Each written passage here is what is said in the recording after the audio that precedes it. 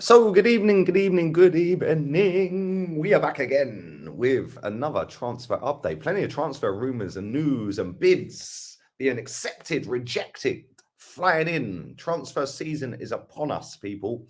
Literally 3 days, just over 3 days till the transfer window opens. And yeah, I'm kind of looking forward to it. We're flying high, we're top of the table. Everything's going great. Mudryk looks like it could be happening. Is Joao Felix happening? We're going to talk about that in a second. But big up to everybody who's been dropping in the donations to the channel. I do appreciate it, people. You can do that by hitting the thanks option down below. It is next to the share button, so share it while you're there, which is next to the thumbs up. Smash the thumbs up for the algorithm. Make sure you are subscribed to my second channel. Nearly on 7K. I want 7K on that before the end of this year. So we've got 3 and a bit days to get that done. And we're about 200 away. 220, something like that. So do keep going and checking that out. It's down there in the description with the socials as well. So make sure you go and follow them as well, people. If you haven't checked out the previous video about Mudryk, go and check that out. And I will be back again tomorrow with another upload in the morning and then doing the podcast with Kenny and Jez in the afternoon, I believe. So plenty more to come, people. But we are going to talk about Joao Felix. Simeone has spoken. Before we get into Simeone's comments, a lot of reports doing the rounds the other day suggesting that Felix is going to be available for around 8 million as a loan fee in January with no obligation or option to buy him in the summer, which that kind of shows how much they're backing Simeone over their most expensive signing ever, because Simeone is kind of like God at Atleti. He's literally the man. And anything he wants, he's getting. It looks like he's going to get his own way. It looks like Felix is going to be leaving the football club. It looks like the club are not going to take any money other than 8 million loan fee. And obviously covering the cost of the wages will go to the new club. But it looks like nobody will have an obligation or an option to buy him. Maybe they're waiting until the summer. Maybe it's easier to do a deal. Maybe they just want to get him off the books now for the next 6 months. And then in the summer, then they'll look into it when there's more time. It's not in the middle of a season, etc., etc. But I do find that kind of weird. Maybe that will change. I don't know. But there is a whole host of clubs around the world lining up to sign him. PSG being one of them. Arsenal apparently one. Manchester United one. Chelsea another one. And I did a show with Rance the other day. He made a very good point. Cristiano Ronaldo is no longer at Manchester United, so they've saved over £500,000 a week. Joao Felix could go in there on 350 grand a week, sell loads of shirts, which is what the Glazers want, and they've still saved money off the Ronaldo money that they were paying him. Maybe he could just end up at United, and he would fit their style as well. Just saying. I don't think he'll end up at Chelsea. I don't think PSG are that serious. I think they've got way too many attacking players to even want him anyway. They've got Mbappe, Neymar, Messi. I mean, where's he fit in the team?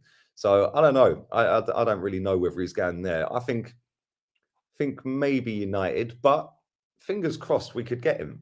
And 8 million, just go and pay the loan fee. Get it done. Do it now. Yeah, I think he's a top player. He fits us perfect. Go and sign him. Yeah, and people are going, oh, well, what about Jesus? Jesus is injured. So let's just discard Jesus for a second. Yeah. What's the bench saying? Jesus was sat on the bench at Manchester City, by the way. So we could actually find the system to play on both. Jesus also played on the right at Man City quite a lot. So just because Jesus is the main man, don't mean we can't be in the market looking for other main men. This is Arsenal Football Club. Let's not forget that.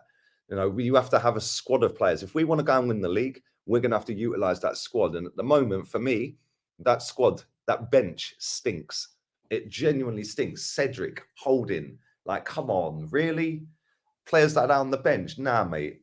Nah. Not for me. Not for me. But this player is definitely for me. And Simeone has spoken. It says here, it seems more than likely the Portuguese will depart Atletico either this January or in the summer, but manager Diego Simeone has left the door open in case Felix wants to come back in. He said it's good. It's a good working relationship. Since I've been at the club, I've never stopped. Beyond some differences that exist between people, and we can't agree on everything, looking to do my best for the club and by the club.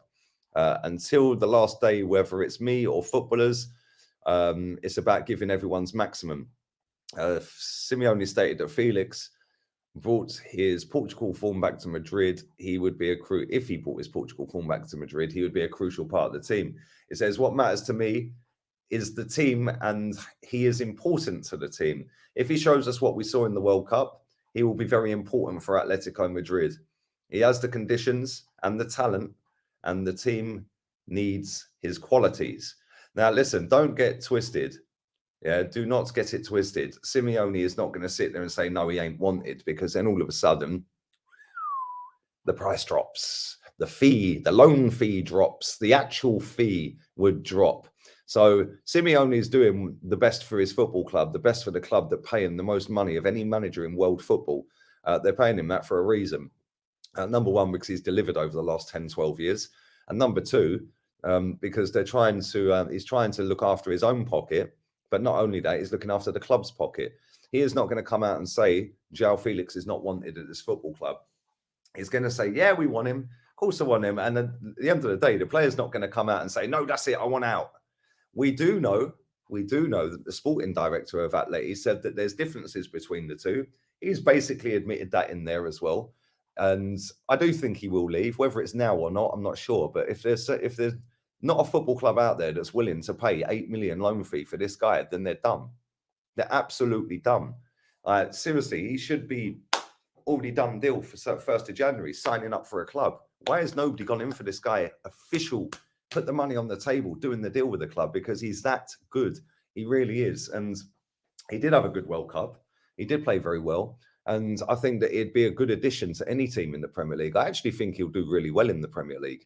Yeah, I think that, we've seen a lot of players that come in and flop. Most of them are in attacking positions. You never really see defenders flopping as much as attackers. And that's because defenders aren't judged on goals or assists. They're judged on defending. So it's a little bit harder. Not only that, they're one of 4 or 5 at the back, plus the keeper. So you can blame him for that game, but it could be him on that game. Whereas a winger or a striker, their job is to score goals and deliver goals and assists.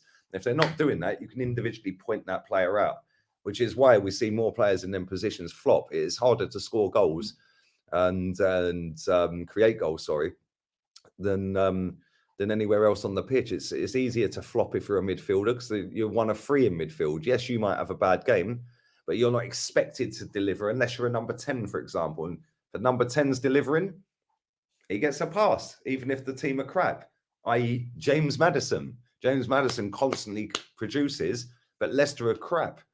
So they're picking on Tielemans. They're picking on other players in the team because he's doing his job. And it's the same with Joao Felix. I think if Joao Felix came in and we add him into our current team that is table top in Arsenal, top of the league by 5 points, and rightly so, then yeah, I think he'd do great. In fact, we're further than 5 points clear, I think.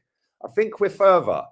Let me have a look, because Newcastle are second. Yes, we're actually 7 points clear, but Man City play tonight. That's their game in hand against Leeds. They play tonight as I'm recording this, but you're watching this after they've played. So I'll be sitting there watching Manchester City this evening slap Leeds about 5-0, 5-6-0. I think they slapped them 7 last year. I think I'll go 5-0 tonight.